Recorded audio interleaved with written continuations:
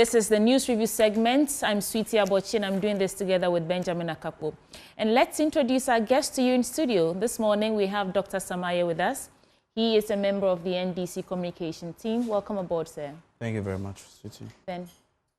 Well, Doc, so here we are. We'll have your counterpart join the conversation shortly from the MPP's end, but you know how we do it. We'd like to take your quick thoughts on any pertinent issues you'd like to talk about. Yes, thank you very much. Good morning to our viewers and your good self. This morning, I'm glad to announce that His Excellency the President will be the special guest of honor for the National Economic Dialogue happening at the Accra International Conference Center at exactly 8:30 a.m. It is number 4 on the list of 26 interventions His Excellency the President earmarked in his 120-day social contract. It is important that we do that. All of us in this country know where we find ourselves in presently. Our economic circumstances is there. Evidenced by the draconian domestic debt exchange program that happened under the previous regime, evidenced by high inflation rate, high depreciation, soaring gross national debt, and what have you. Interest rates, policy rates, not one that is worth mentioning.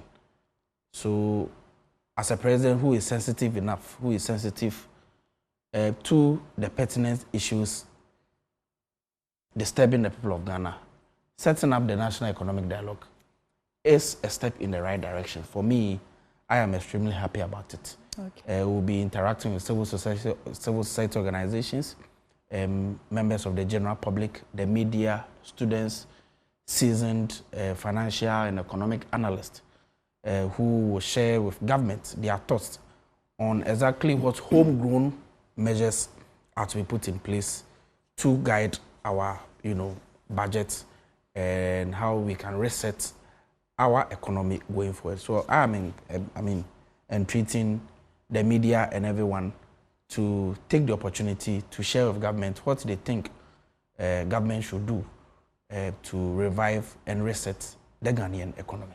Talking about reset, and you also mentioned the sensitivity of the president. Yeah. There's an argument, going on over the weekend.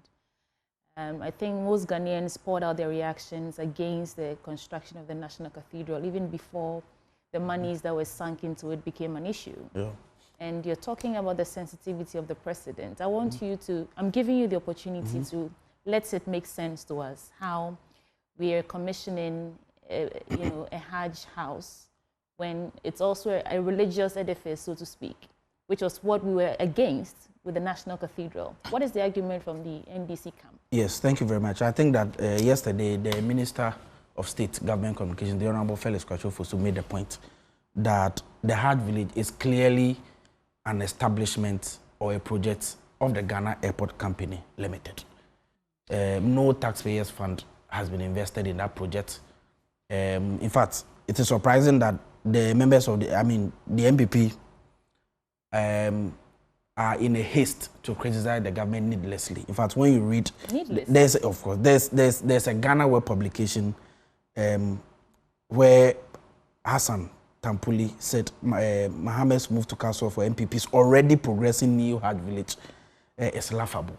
In one breath, they are the ones that started the Hajj Village. In another breath, John Mahama is cutting short. So John Mahama is lampooning National Cathedral by constructing Hajj Village. I think that we must be consistent with our policy. You cannot appropriate and reprobate at the same time. The fundamental points must be made that the Hajj Village is a project by Ghana Airport Company Limited. No taxpayers' money has been invested in that project. In fact, will be invested in it?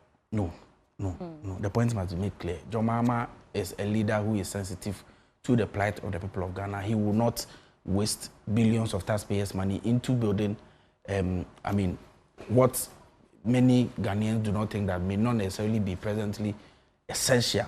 Just like $58 million was invested in the National Cathedral, which ended up in the biggest hole. It will never happen under His Excellency President John Dramani Mahama.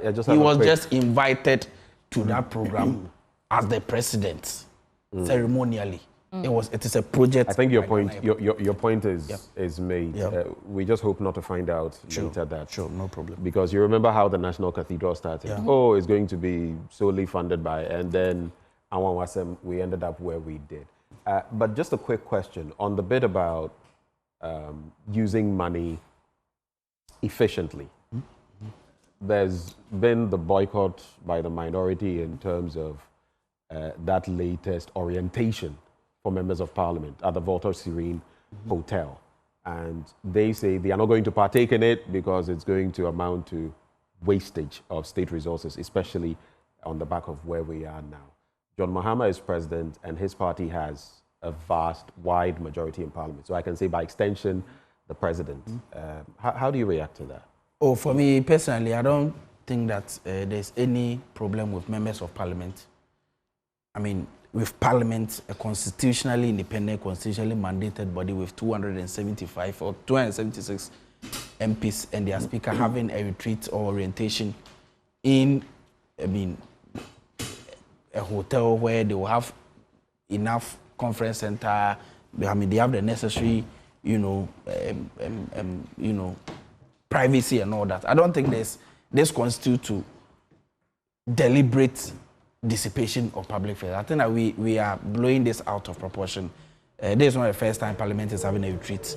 And if the people of Ghana are worried about anything, it is not members of Parliament having a retreat.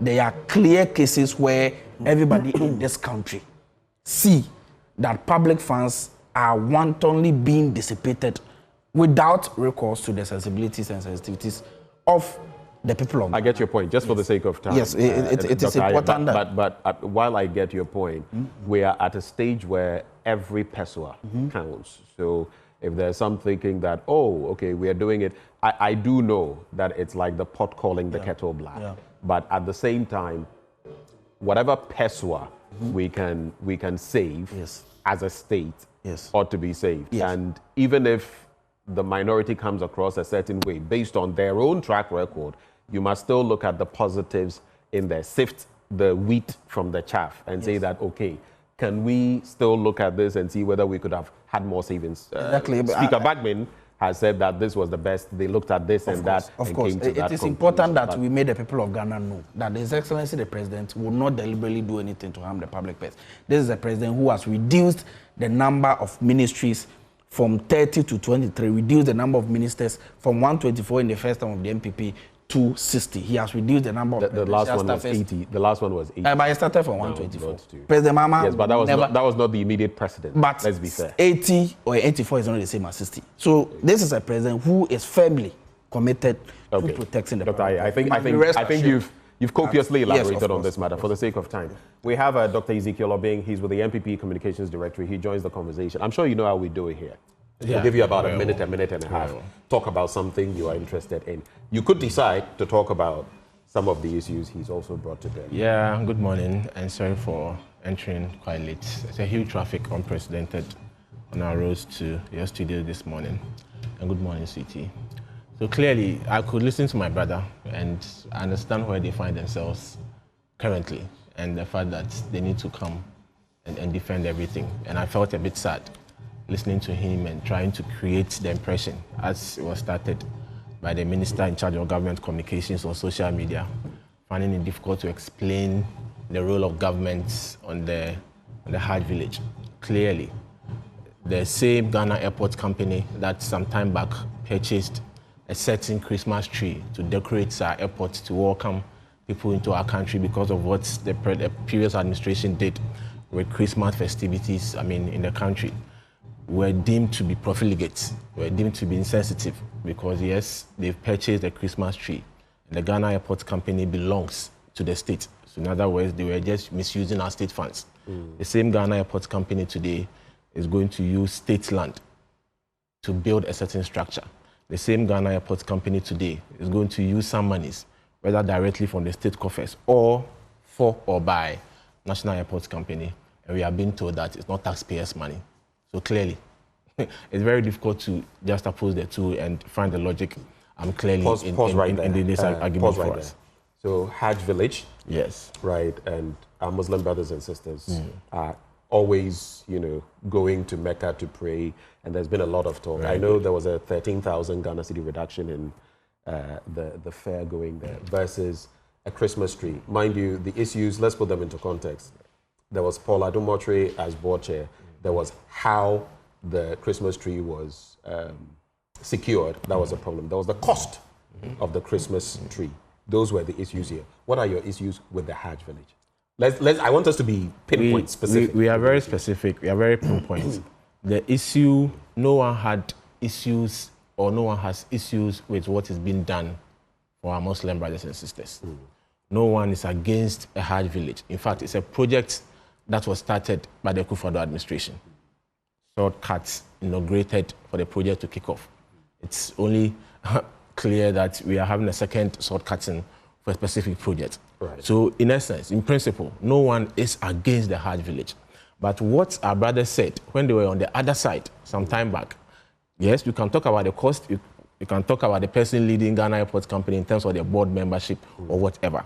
The issue was that they berated the previous administration and made a whole lot of accusations against the government simply because certain monies were used, and those monies belongs to Ghana Airports Company. And they went ahead to draw the inference that whilst parents are suffering, whilst Ghanaians were suffering, we were rather spending monies that belonged to the state on Christmas tree. And that the Ghana Airports Company then was a state institution. Today, we have been told that whatever money that's going to be used for the project is not coming from the taxpayer, but from Ghana Airports Company. So all of a sudden, the Ghana Airports Company is no more state institution, as they themselves alluded to. The Ghana Airports Company, monies that belong to them, which by extent belong to the Ghanaian or being paid for by the Ghanaian taxpayer, all of a sudden, those monies do not belong to the Ghanaian anymore. Okay. And the Ghana Airports Company is no more a state institution.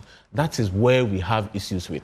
The double tongue we are having. If you are in opposition, you say one thing, and when you are in government, you say a different thing. Ghanaians just want to know, how much is even the airport company going to inject in this project? Is the land for the state or not? So no matter how you look at it, clearly there is some state commitment in it.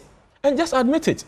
Using syllabi and antonyms and synonyms to describe what belongs to the state, what belongs to the taxpayer, directly or indirectly, will not wash. It's a matter of the country using a state institution for a specific project, and that is where the principle lies. Thank you. I have a struggle with some things, but I don't want us to just 30 seconds. Just 30 seconds. I don't want us to go back and forth on this. 20 seconds. Let's wrap this. The Ghana Airport Company, their books were used to build the Terminal 3 of the Accra International, of the Kotoka Airport. As we speak, that edifice is paying for itself. At the last reckoning, billions of Ghana cedis had been raised to pay for itself. It is the same as the Hajj village, where the Ghana Airport Company is using to facilitate pilgrimage activities, where income will be generated to pay for itself. Thus, the Christmas tree bought under the MPP pay for itself. What revenue is it raising for Ghana at a time where millions of Ghanaians had lost their monies through draconian domestic debt exchange program, where people's wealth had been expropriated? I think that we must be clear with our narrative. We must not compare apples with oranges. We must be consistent and not throw in 20 seconds. Let's get to the newspaper. We must be honest and candid with our debate. Yes, thank you very much. Thank you very much. So I have the Daily Graphic newspaper. We'll get to you in a bit. Daily Graphic says 32 years on, Parliament yet to establish public interest committee. Stop photocopying Ghana cards of customers. Bank of Ghana warns banks. T-bill rates drop as government reduces domestic borrowing. Sophia Kufu questions policy on Ghana's extractive agreements. Book on company law best practices launched. And on the back page, West African gas pipeline resumes supply. Medina hosts Regional Sanitation Day. The first story I want to get into would be 32 years on, Parliament yet to establish public interest committee. The immediate past chairman of the Public Accounts Committee of Parliament, Dr. James Klucha-Veggie, has called on the government to take deliberate steps to strengthen the operations of the Internal Audit Agency. Let me skip to the part where he says, he explained that the Constitution required Parliament to debate the report of the Auditor General and point out, where necessary, to the Public Interest Committee to deal with the matters. And as at the time he was chairman, Then Majority Leader Osei Mensah-Bosu had pledged to establish that committee, but as we still speak, that has not happened yet.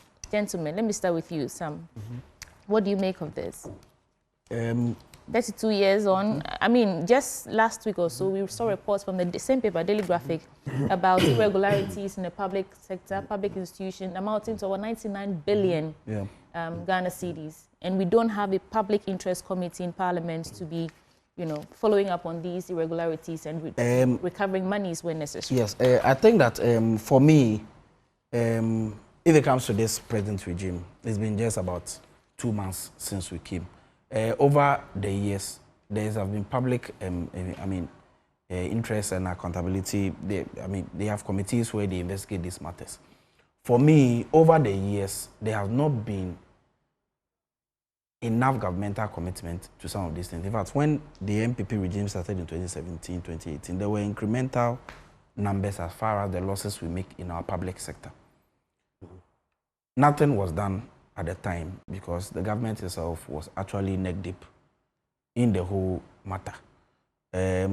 Going forward, under the leadership of His Excellency the President, enough work will be done. The President has shown more than enough commitment to the fight against corruption, slaves, graft, and reckless waste of our public funds. This is solely a parliamentary business. Fortunately for us, we have the numbers. We are going to crack the whip. We are going to rein in public officials who deliberately cause financial loss and dissipate public funds. It is a matter that we will look at going forward. But you know, the story led with 32 years. This isn't the first time that's no problem. This administration. So I'm just pointing that out. No problem at all. Let me take quick comments on this as well from Ezekiel. It's still obvious that my brother is still in the campaign mode. We are talking about a 32-year-old issue. Yet the whole over 3 decades of a certain, inertia we've had towards a certain process. It's all been lammed up and put on the shoulders of the previous administration. When within those 32 years, it was equally had 16 years of democratic ruling. So clearly, my brother is still in the campaign mode. But of course, we need to go beyond the politicking and look at what is in the interest of the country. Sorry, I just want, you just said that over which 32 years? The news item you reads that over 30 years, that's government... the Fourth Republic.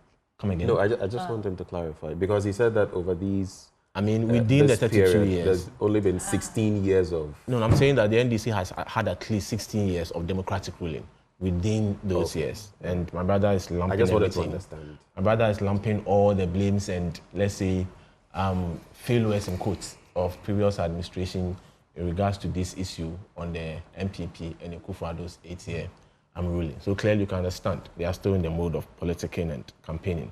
But of course, we've moved beyond elections, we've moved beyond campaigns. There's a government in place that needs to act. You inherited the good and the bad. So everything that's before you today, the Ghanaian wants to see commitment that the government of the day will do things in the interest of the country. We all want things to be done properly. We all want to see our money being put to good use. We want to see our money put into the educating the youth of the country, providing infrastructure by way of education, health, roads, and job creation for the country. So yes, we are all committed to making sure that our parliaments and state institutions are up and doing to check all these malpractices. But let's veer off the tangents of politicking when it comes to issues like this. I'm going to lump these 3 stories together and come to you, and then that'll be it for the Daily Graphic, actually. It says, Minority rejects proposal to reduce numbers. That is on the SONA debate. Minority in Parliament has objected to a proposal from the Business Committee of Parliament to reduce the number of minority members of Parliament during the State of the Nation address debate and instead replace them with more members of the majority.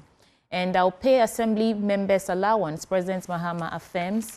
And last story I want to get out here, Sufaya Kufu questions policy on Ghana's Extractive agreement. A member of the Council of State, Sufaya Kufu, has questioned the policy guiding the extraction of Ghana's mineral resources and how the proceeds are apportioned between the state and foreign investors. Which of these piques your interest first? Yeah, I think that I'm very interested in the extractive sector issue raised by the former Chief Justice. I think that the people of Ghana have longed for this debate. I have visited many mining communities where there is no evidence that there is even mining of a mineral resource going on there. The people of Ghana have been saddled with this sort of arrangement. When you go to places like Takwa and Obuasi and some other places, it will shock you to know that billions, if not trillions of dollars have been moved from those areas, but there is no evidence of commensurate, infrastructure, development, and all that.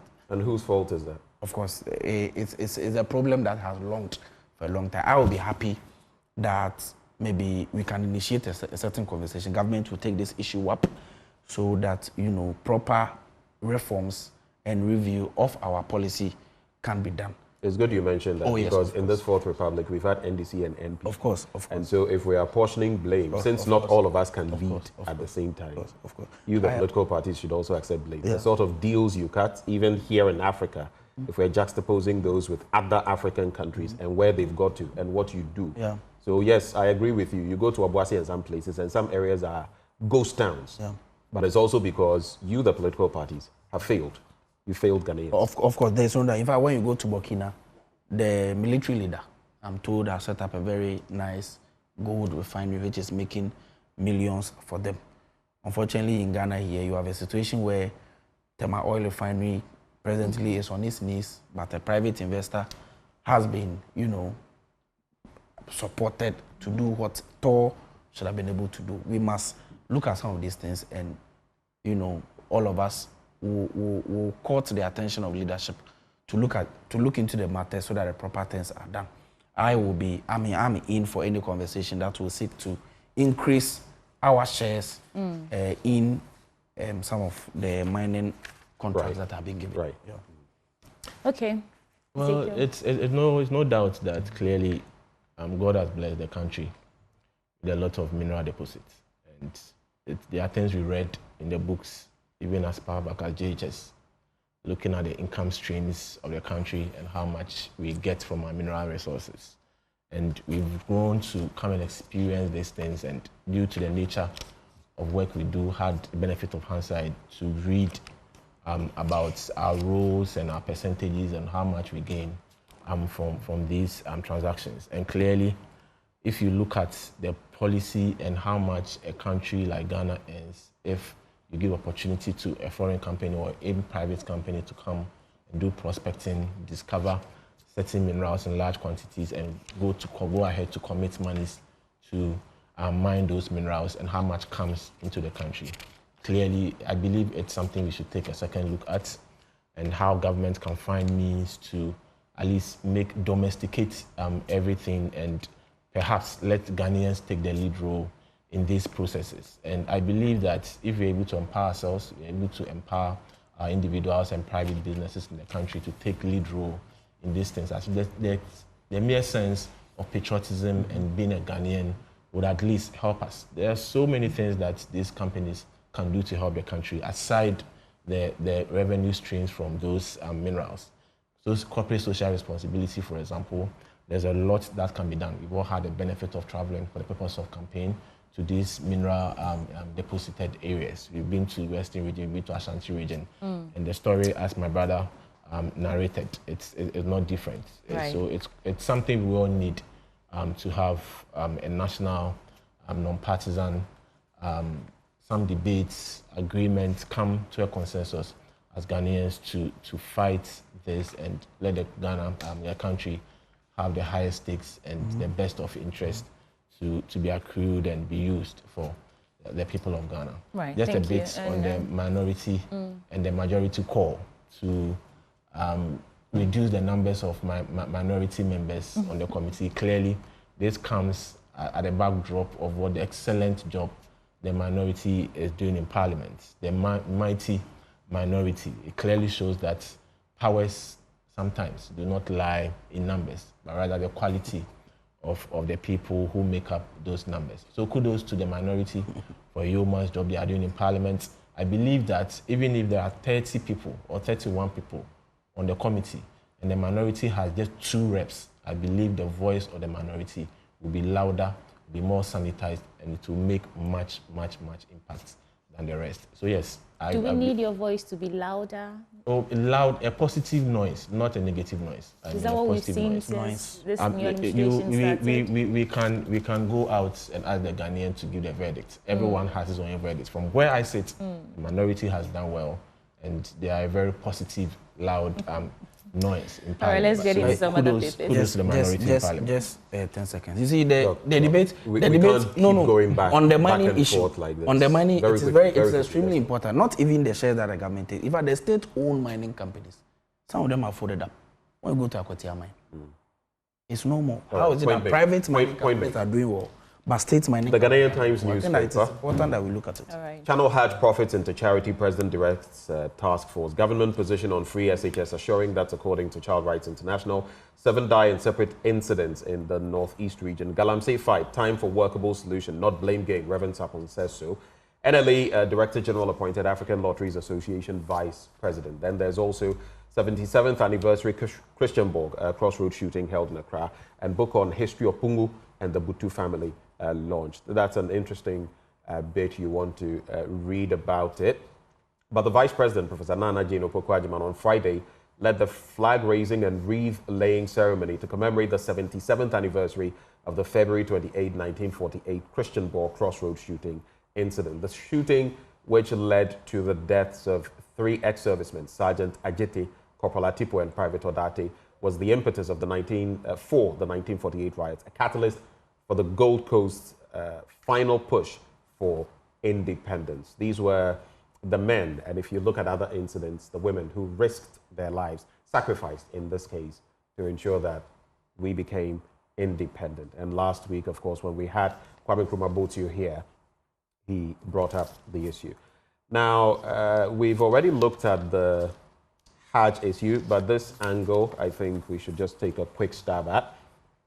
President Mahama has directed the task force organizing this year's Hajj to channel any extra money that would be realized from the pilgrimage into charity. At a sword-cutting ceremony for the construction of a permanent Hajj village in Accra on Friday, President Mahama said the Hajj, one of the 5 pillars of Islam, was a spiritual journey of purification and not a profit-making enterprise. So that's the point in there. Should he be telling them what to do with the remaining funds? And that charity, could it also go into supporting others who sometimes want to travel but do not have the means? I don't know. But then government position on free SHS assuring.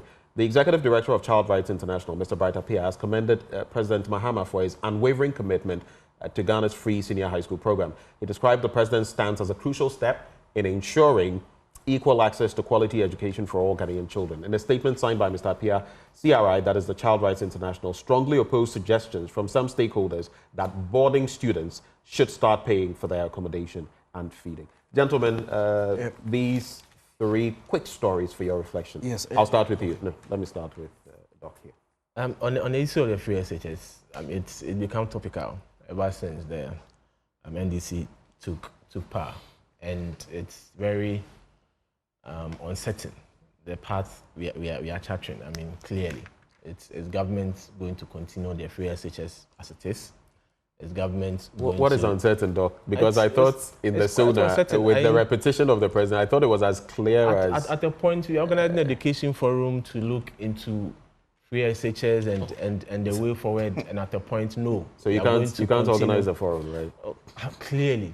If you believe within yourself that indeed we are not going to touch the policy as it is, what is the forum for? Do you remember that Dr. Yaoseye Educhum, the former education minister, at a point, though they did not want to use the word review, they did mention that indeed we had come to the point, together with other government officials, where some second look had to be, brought to bear when it came to free SHS, even on the back of the stipulations of the IMF in our agreement. Do you remember those? From what I remember vividly, and we had a lot of meetings with the education minister, as government communicators then, and what Dr. Educhum meant and kept repeating. What he meant. What did he say? what he meant, I'll come there, what he meant and what he kept repeating is that to him and the government, the MPP's point of review, whatever you want to clothe it with, is that we still want to see the chunk number of Ghanaian children in schools, because they had to deploy a certain strategy in the last but one or the previous admissions before the elections, where they had a task force in every district to practically and physically go into the homes of every Ghanaian to go and speak to their parents to bring their children to school. So even with the numbers and the increment we had with the introduction of the free SHS, we still had some students who were not patronizing the second cycle education. So to us as MPP and then administration or government then, our review and continuous review and improvement was that we still want to see every Ghanaian child who has to be in school. So yes, that's our position. So if any word was used to describe it then, whether review, whatever it is, that is what we meant. Is it the same review as this current administration? What do you consider a review? And in fact, from reports and interactions we've had with the likes of the Africa Education Watch, IFES and others, your review is not necessarily what even these stalwarts in education. It's not limited to that. And let me just make a quick point before you go on. Nowhere do you find a system, not even in the UK, not in the US, where there are some freebies at that level, where you have everybody on board. And we don't have enough time, so I can't get into that. Last week I was mentioning here that in the UK, even for the beneficiaries of free education at that level, some components are taken stock of. So you get to know who can pay what. And some families are paying for food, others are paying for a host of other items. It is not, what's your advocacy here? It is not a free-for-all bid that once it is free, everybody can just come through and you are paying. We are not running UK system. We are not running our free SHS based on what UK does. We are not running our education and how monies are spent on education. It comes the same issue with health, for example. The NHS pays for everything in the UK. Is that the case in Ghana, even with the NHIS? So yes, you can make a comparison. You make a point supporting my point. You know why? No, I'm not. You don't even have the resources the UK has. No, that's what I'm saying. That makes for even more reason you should think better into that. I'm saying that the UK has its own system. The UK has a way of supporting the education and parents. We are not running what UK is running. We are running the Ghanaian educational system and what we believe needs to be done to the people of Ghana. So the comparison with UK, yes, we can do academic review and do some literature review. Well, someone else also thinks and read into that. They think they'll do something else with a review. My only issue is you're not actually answering my question. What makes you think that the NDC I'm saying that from where will not go ahead with free SHS when the president at the SONA from where I sit, because yesterday even my friend sent me a text that the brother, I don't want to mention the name of the school, I can show you the text. He's been asked to pay 500 cedis and PTA dues that's under the free SHS and being catered for. Students have been asked to pay. So yes, you can come out and say that we are going to continue whatever. Just recently. Do you remember though with what happened with the PTA? Do you remember that in many schools, parents were paying extra to ensure that their children could have certain facilities that they could eat? Do you remember that? It wasn't coming from the government to ask anyone to pay those monies. No, but it came to the point where on the back of need, many schools were doing that. Schools do you know that or you many didn't schools know that? Volunteered to do that. Thank you very much. Yes, recently, parents have been asked to pay 550 cedis for BEC registration. Hitherto, it didn't exist under the MPP. All right. So clearly, it's enough of the rhetorics. Let's see what you want to do. We'll have some period from now till September when schools or students are supposed to go back from first year. We will see. Until then, these are all just mere rhetorics. Right. And the outcomes of the various education forums would come. And we'll thank come you. back Doc, to this issue. Your thoughts. And please, concise, don't Of course. You see, we don't have too much time. Yes, of course. The MPP's hackneyed claim about President Mahama or the NDC cancelling free SHS is clearly untenable presently. We listened to the President during the State of Nations address that he will continue free SHS and even make it better. I sit on this platform as a government spokesperson and I'm saying that in just a month ago, the President released 200 million Ghana cedis to Ghana Education Service in fulfillment of his promise to decentralize feeding of free SHS. That monies were given to various districts and headmasters to go onto the market themselves to buy their food. In fact, we have seen appropriate, commensurate improvement in the feeding of free SHS students. They themselves have gone on social media, TikTok, Twitter. They have done several videos telling the people of Ghana that the MPP told them that President Mahama will cancel free SHS. It is surprising that as they speak, for the first time, they are being fed with egg, sausage, and chicken. Dr. Aye, This is the quick thing I will say, yes. just quickly. You see, when you politicians sometimes speak, I always want to. It's early days yet. Yeah. It's always easy at the start to start doing some of these things. In secondary school, I remember a long time ago. I mean, what we were eating. I don't think that's the quality that our students have been eating nowadays. Yes, of course. For a long period. Of course. It's all well and good, and we saw the videos and all of that. Let's stick to the plan. Let's not get carried away. Of course. And start, you know, it's good to pat yourself on the back. Of course. But there's a long period. 4 years is a long time. Let's focus on that rather than, and these things are aspects of the free SHS. Yes. But it's not everything. Of course. So let's be slow in exactly. That is what patting ourselves on the back. President Mahama is not one that will initiate a program and not know, and it's not sure that he'll be able to carry it through. The man has promised that he will create a fund. It's been 8 years. No, definite plan of or source of funding has been allocated for free SHS. Okay, the so president is making a quick point I want to add. This is the man that set up ESLA. Right. To pay energy debts. Right. So if he tells you that he will create a fund for free SHS, there is no room for any doubt. All right. In fact, Dr. Aye, let me just come in with this. My time. There's something else that yes, but it's important I interject where I need to. If you go to page 12, you also see that CRI, Mr. Bright Appiah, he talks about something. He while he commends the president, he says that he strongly opposes suggestions from some stakeholders that boarding students should start paying for their accommodation and feeding. What's going to be the approach of the NDC on that aspect? To be very honest with you, every Ghanaian is open and is allowed to bring on board their suggestion. It is up to government to pick which of them that the government should implement. As we speak, I cannot second guess the president on. We have heard some members of the NDC, some people tied to the NDC, suggesting that if this is going to happen, then those who are boarders would have to maybe make some commitments, make some payments, and all of that. Is that the reality or not? From where I sit, I have not been privy to any information of that sort. The president has not given any indication to this effect. In the coming days, after the National Education Forum, the president will communicate to the people of Ghana exactly his plans towards free SHS. But the point must be made. The people of Ghana must be rest assured that President Mahama is committed to the improvement of free SHS. He has made the point that not only is he improving feeding as he has done now, he will create the necessary room for us to do away with the double track that we are currently faced with. Why are we doing double track? Because of inadequate infrastructure. President Mahama, thank you, as part of his plans, will in a matter of a short while build classroom blocks, dormitory blocks to take away the phenomenon of double track. All right. The National Education Forum, in one breath, just 20 seconds. In one breath, the president has been concise and he has told us that he's going to continue free SHS.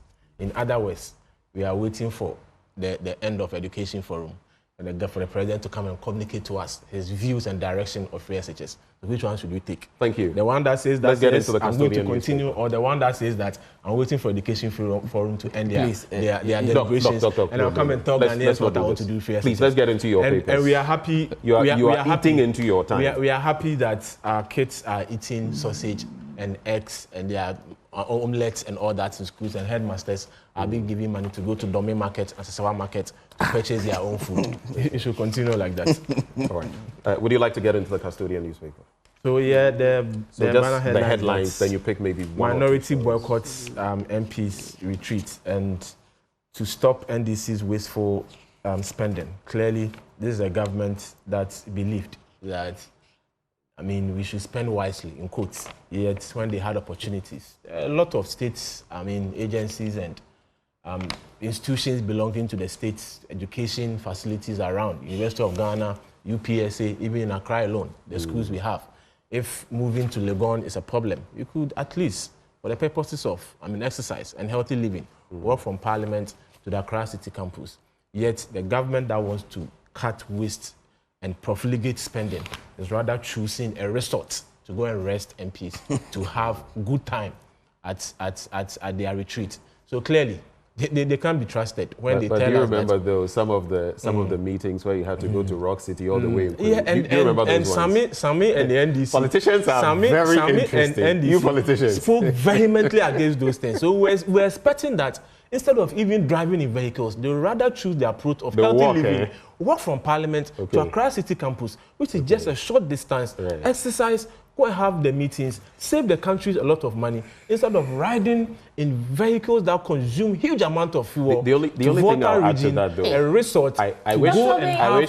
Just a quick one. Just a quick one. Water region. I would like to maybe sample some of the minority MPs. Sweetie, Abochi, it would be interesting to find out how many of the minority MPs would be, very. They are always, all the MPs are always in their cars. How many of them would like to walk from, Parliament to Accra City campus? A very short distance. I think politicians enjoy this. Even though you're in opposition, you enjoy, punching loopholes in everything that's. Let's remind us. Let's not punch loopholes. This is a reminder. Our time is practically up, so let's a reminder. One question: do you agree that there are some challenges within the free senior high school policy? Do you agree that there are some challenges? There are challenges. How do we know how to target the solutions if we don't review? There's nothing wrong with reviewing. So as it stands, let me give you an example. The NHI Act, it's been over 10 years, and people have called for it to be reviewed. But the principle which established the NHI is not going to be touched.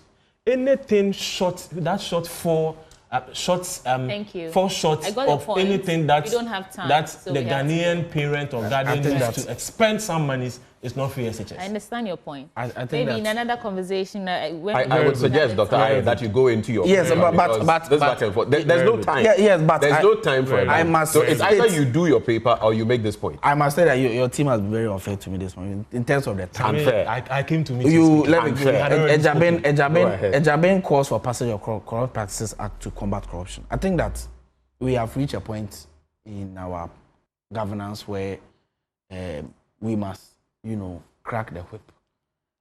Just like the president has stated, he has put in place motions through oral and what have you to crack down on corruption and retrieve whatever loot that has occurred in years past. We have situations where officials who are persons of interest in corrupt activities have fled the country to countries where we do not have any extradition treaties with. Do you have evidence to back the claim that they fled the country? Of course, they fled the country. There is no doubt about it. You are a person of interest. Who have fled? For example, if and sometimes people talk about Gifty Owari and all of that, she's given reasons why she's outside the jurisdiction and that she will be back. I don't immediately remember them, but I've read something. Look.